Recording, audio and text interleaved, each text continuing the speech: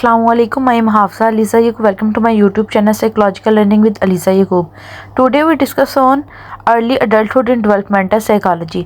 यानी कि जो एक इंडिविजुअल की अडल्टहुड स्टेज होती है उसके अंदर उसकी डेवलपमेंट किस तरह से होती है, वो फिज़िकली उसकी डेवलपमेंट किस तरह होती है, क्या चेंजेस आती है, उसकी कोग्निशन के अंदर क्या चेंजेस आती हैं, सोशल इमोशनल जो है वो एक जो इंडिविजुअल है, जो एक अडल्ट है, वो कितना जो है वो डेवलप करता है, उसकी फैमिली का उसके ऊपर क्या इफ़ेक्ट आता है, वो किस रिलेशनशिप के अंदर इन्वॉल्व होता है और क्या क्या उसे डिसऑर्डर का सामना करना पड़ सकता है इस एज के अंदर। आज हम इसे डिटेल में स्टडी करेंगे। Transition from adolescence to adulthood. During the transition from adolescence to adulthood, increasing maturity comes with expectation that one will lack responsibility for oneself. यानी कि ये जो अडल्टहुड होता है, ये अडोलेसेंस से एक जो इंडिविजुअल होता है वो अडल्टहुड स्टेज के अंदर आता है तो वो मेच्योर होता है। उसकी जो इस एक्सपेक्टेशन होती है उसकी बजाय वो रियलिटी को देखता है, वो इंडिपेंडेंट हो जाता है और अपने डिसीजन लेना शुरू करता है। The transition to adulthood is a process that brings childhood to an end and turns the individual into young adult. ये एक ऐसी ट्रांजिशन होती है जिससे क्या होता है कि जो चाइल्डहुड स्टेज होती है वो ख़त्म हो जाती है और यहाँ एक जो इंडिविजुअल होता है वो यंग अडल्ट उसकी जो स्टेज होती है वो शुरू होती है। In which youth who have been dependent on parents throughout childhood. यानी कि जो चाइल्डहुड स्टेज होती है उसके अंदर जो एक चाइल्ड होता है वो पेरेंट्स के ऊपर डिपेंड कर रहा था, लेकिन जो अडल्टहुड स्टेज होती है इसके अंदर एक अडल्ट जो होता है वो मेच्योर हो जाता है और अपने डिसीजन खुद लेता है। वो फाइनेंशियली जो है वो खुद को स्ट्रॉन्ग करने की कोशिश करता है और इमोशनली भी जो है वो इंडिपेंडेंट होता है, किसी के ऊपर डिपेंड नहीं करता। उसके जो इमोशंस होते हैं वो भी स्ट्रॉन्ग होते हैं।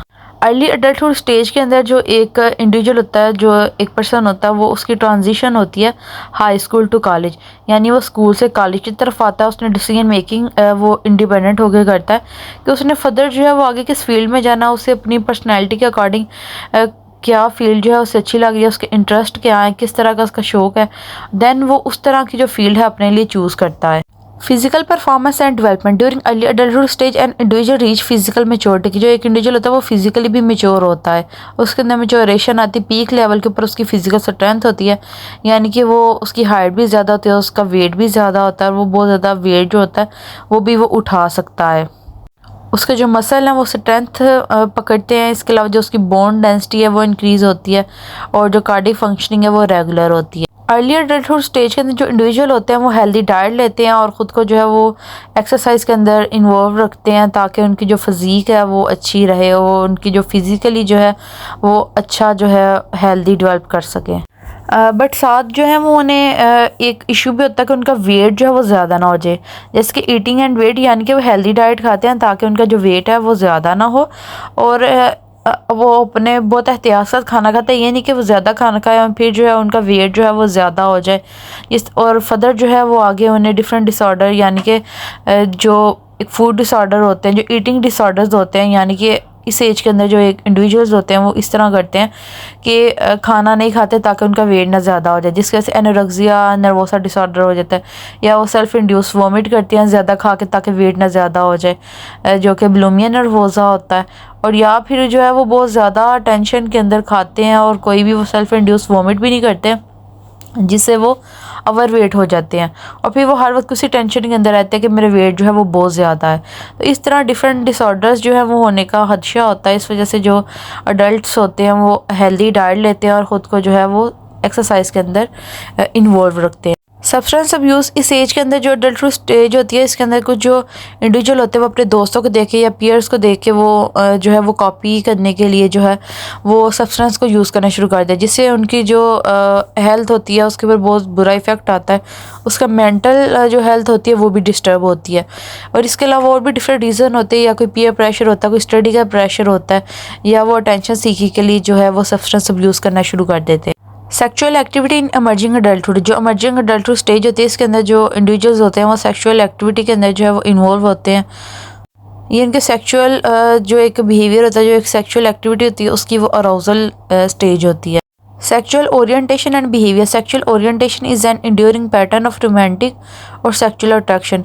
यानी कि जो एक पर्सन है, जो एक इंडिविजुअल है, उसको सेक्सुअल अट्रैक्शन जो है या वो जो रोमांटिक रिलेशनशिप बनाना चाह रहा है, वो नेक्स्ट जो पार्टनर है वो कौन सा है, वो उसी के जेंडर का है या फिर वो जो है वो ऑपोजिट जेंडर का है। जैसे कि कुछ गर्ल्स के साथ रिलेशनशिप होता है जो कि लेस्बियंस होते हैं, या बॉय के साथ होते हैं जो कि गे होते हैं, या कुछ ऐसे होता है कि जिनका किसी के अंदर भी इंटरेस्ट नहीं होता, या कुछ ऐसे इंडिविजुअल होता है कि वो गर्ल के साथ भी सेक्सुअल रिलेशनशिप के अंदर इन्वॉल्व होता है और बॉयज़ के साथ भी वो सेक्सुअल रिलेशनशिप में एट अ टाइम जो है वो इन्वॉल्व होते हैं, और इसकी बेस के ऊपर जो है वो डिफरेंट डिसऑर्डर जो है वो भी होने का खदशा होता है।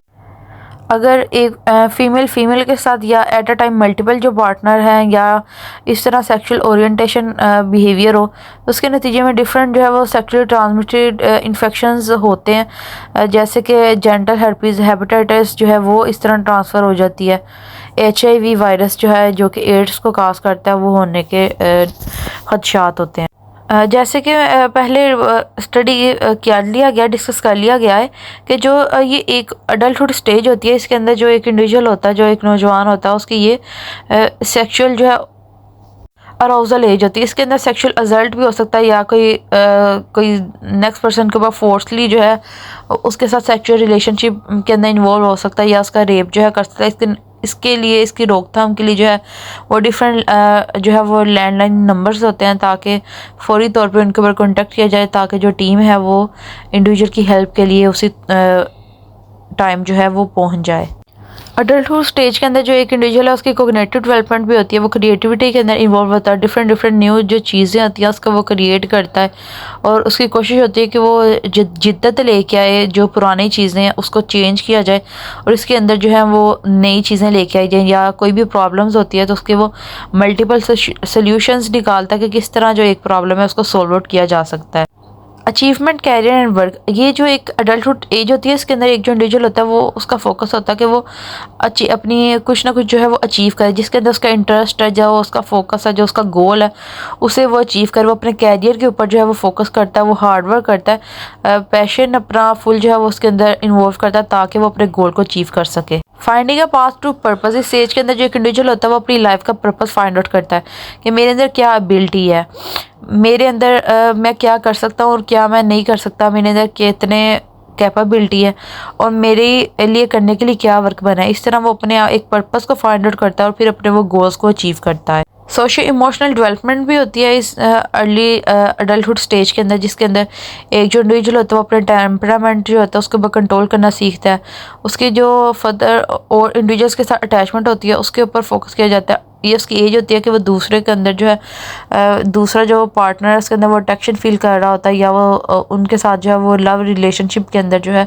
वो इन्वॉल्व होता है। और उसके बाद ये अडल्टहुड एज के अंदर जो ज़्यादा इंडिविजुअल्स होते हैं वो जो है वो मैरिज के अंदर जो है वो इनरोल हो जाते हैं। Adults lifestyle. जैसे कि पहले स्टडी किया गया कि जो कि अडल्ट्स हैं वो इस एज के अंदर जो है वो शादी करते हैं, तो इसके अलावा जो है वो अडल्ट्स की लाइफ के डिफरेंट स्टाइल्स होते हैं। कुछ अडल्ट्स होते हैं वो इस एज के अंदर शादी नहीं करते, जो कि सिंगल अडल्ट्स होते हैं। कुछ होते हैं कि वो शादी करते हैं, कुछ होते हैं कि वो उनकी नहीं ठीक चल रहा होता जिसकी वजह से वो डिवोर्स ले लेते हैं, या वो अगेन शादी करते हैं और अपनी लाइफ को सेटल करके अपने गोल्स को अचीव करने की तरफ जो है फोकस करते हैं। Marital trend. Secure and functional culture require the establishment of stable marriage and the nurturing of family. यानी कि मैरिटल ट्रेंड होता है इस एज के अंदर कि ज़्यादा जो इंडिविजुअल होते हैं वो शादी करते हैं, हेल्दी मैरिज के अंदर वो इन्वॉल्व होते हैं और एक फैमिली लाइफ जो है उसकी वो स्टार्ट लेते हैं। अब मैरिटल ट्रेंड के अंदर या मैरिटल जो एक रिलेशनशिप है उसके अंदर इन्वॉल्व होने के लिए भी ज़रूरी है कि पहले एक प्री मैरिटल एजुकेशन दी जाए, ताकि जो इंडिविजुअल्स हैं, जो एक पार्टनर्स है, मेल है फीमेल है, उनको पता हो कि उन्होंने अपनी लाइफ जो है वो फर्दर किस तरह कंटिन्यू करनी है, ताकि उन्हें पहले से एक एजुकेट किया जाए ताकि वो आगे जो है वो हेल्दी रिलेशनशिप के अंदर इन्वॉल्व हो सके। Marriage and family. Sociologists are interested in the relationship between the institution of marriage and the institution of family, because historically marriage are what create a family.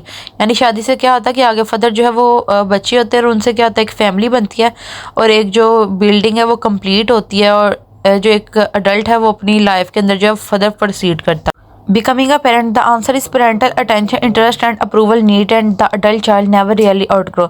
यानी शादी के बाद जो एक जो है वो बच्चे होते हैं और उनसे क्या होता है कि एक जो इंडिविजुअल वो पेरेंट्स बनते हैं और उनकी जो है वो रिस्पॉन्सिबिलिटीज़ के अंदर जो है वो फर्दर जो है वो इजाफा होता है। जेंडर क्लासिफिकेशन अडल्टहुड स्टेज के अंदर जो वो जेंडर क्लासिफिकेशन की जाती है मैस्कुलिनिटी यानी कि जो एक मेल करैक्टरिस्टिक है, यानी कि एक मेल के अंदर कितनी पावर फेमिनिटी होती है कि एक फीमेल जेंडर के लिए, और एंड्रोजनी ऐसा इंडिविजुअल जिसके अंदर फीमेल करैक्टरिस्टिक भी हो और मेल करैक्टरिस्टिक भी हो। ये थी हमारी आज की वीडियो। उम्मीद है आपको वीडियो पसंद आई होगी। Like the video and subscribe the channel. Thank you so much. Thank you for watching.